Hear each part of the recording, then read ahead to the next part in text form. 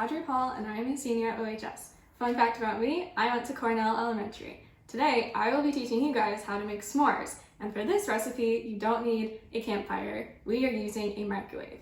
So, step 1, you get a square of paper towel and you put it on a paper plate.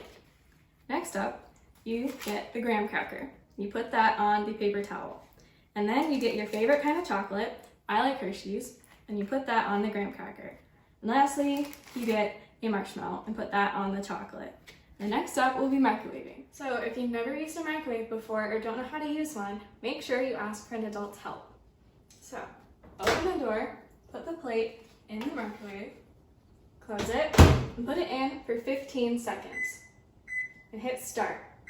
Microwave times may vary, so you may have to add a couple more seconds. When it's done, take it out and put the other graham cracker on top. Enjoy! And just a reminder, never stop reading and learning, especially now that you have a delicious snack to eat while you do it. Bye!